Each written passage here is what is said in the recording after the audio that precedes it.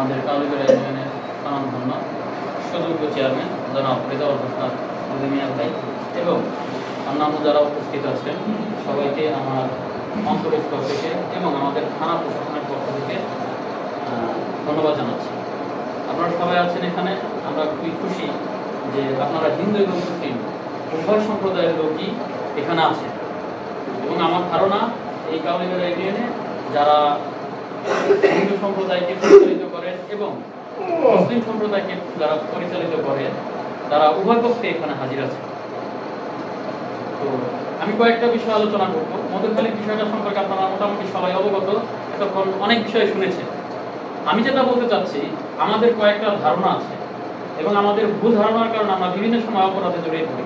আমি যখন কোনো কাজ করতেছি আমি জানি না এটা কি অপরাধ নাকি অপরাধ। অনেক সময় কিছু কিছু আছে পেশাদার অপরাধ, যারা অপরাধ করে বেড়ায় তারা জানে সে অপরাধ করছে, কিন্তু আমাদের সমাজের অ্যাবাউট 90 to 95% মানুষ তারা জানে না, অনেক সময় তারা অপরাধ করে ফেলে। তারা জানে না বিধায় তারা অপরাধ করে ফেলে। যেমন আমি একটা উদাহরণ দিই আপনাকে। একজনের কাছে আপনি টাকা পান, টাকা পাওয়ার ক্ষেত্রে কি করতেছেন, ও টাকা দিচ্ছে না বিধায় আপনি তাকে আটকে রাখেন। এটা কিন্তু অহরহ আমাদের সমাজে ঘটে, ঘটে না? এটা কিন্তু অপরাধ। আপনি একজনকে আটকায় রাখলেন, এটা আপনার অপরাধ। কিন্তু আপনি যে টাকা পান, আপনি যখন তাকে আটকায় রাখলেন তখন আপনি টাকা পান, সেই বিষয়টা মুখ্য না। মুখ্যটা হলো তাকে আটকায় রাখছেন।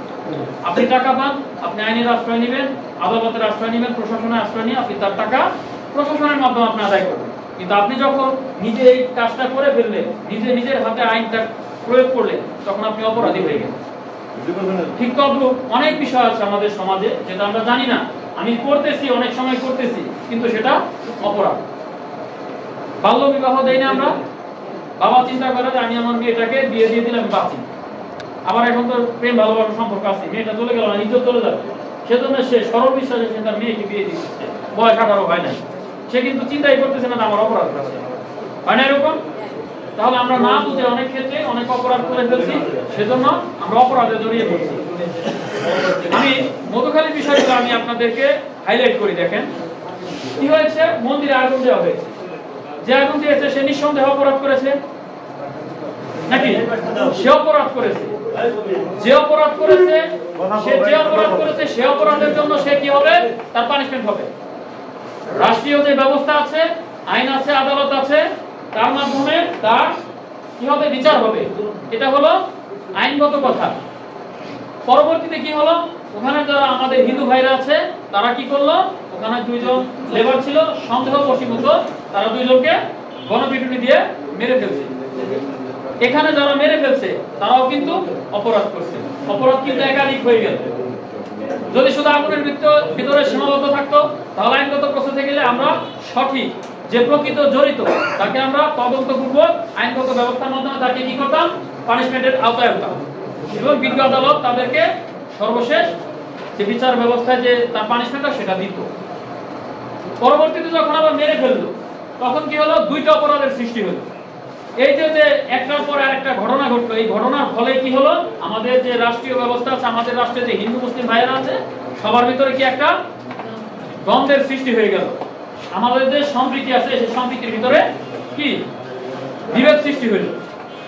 এখন বিষয় হলো, এই যে ঘটনা ঘটছে, এই ঘটনা কি আমাদের মুসলিম ভাই যারা আছে ধারণা করে নিচ্ছে যে মুসলিম ভাইরা আগুন দিয়েছে, কিন্তু সে কিন্তু দেখে নাই, সন্দেহ বশীভূত তাদেরকে মারছে।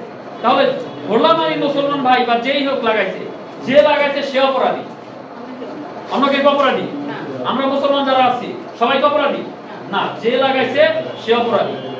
একইভাবে যারা ওখানে এই ঘটনাটা ঘটাইয়া যাকে যে দুজনকে মারা হয়েছে, যারা মারছে তারা অপরাধী। অন্যান্য মুসলমান বা অন্যান্য হিন্দু যারা আছে তারা অপরাধী না।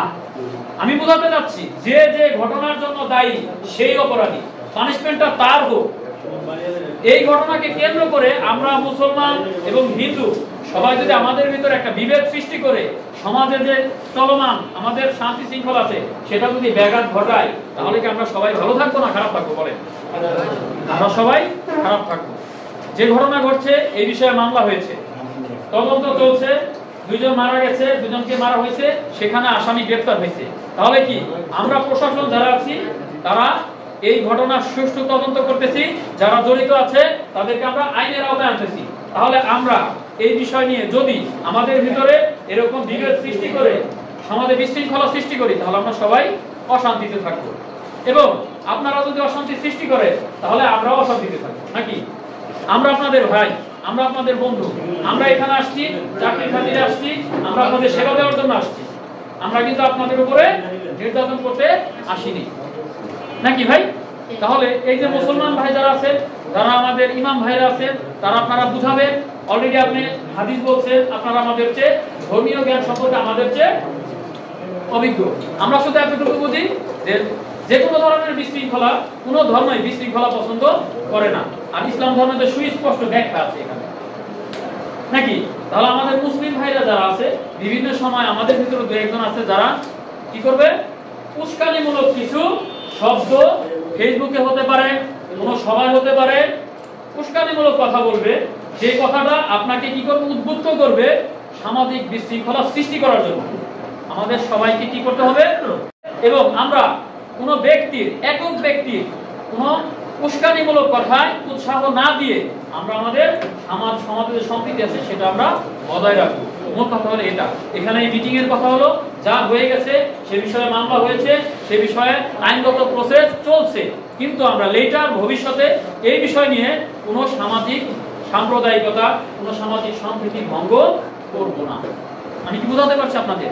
আমার কাছে আমার মেসেজ ক্লিয়ার। আর তারপরে যদি আপনারা যদি এর বাইরে গিয়ে কোনো উস্কানিমূলক কোনো কিছু করেন, তাহলে আমরা শক্ত হাতে সেটা দমন করার ক্ষমতা আমরা রাখি। Message clear? আমি এতটুকু মেসেজ দেওয়ার জন্য আপনাদের এখানে আসছিলাম, আমার কথা ধৈর্য সহকারে আপনারা শোনার জন্য, এবং চেয়ারম্যান মহোদয় এখানে এত সুন্দর একটা অনুষ্ঠানের এই সম্প্রীতি সমাবেশ করার জন্য ধন্যবাদ জানাচ্ছি, এবং আপনাদেরকে ধন্যবাদ জানিয়ে আমি আমার বক্তব্য এখানে শেষ করছি। ধন্যবাদ।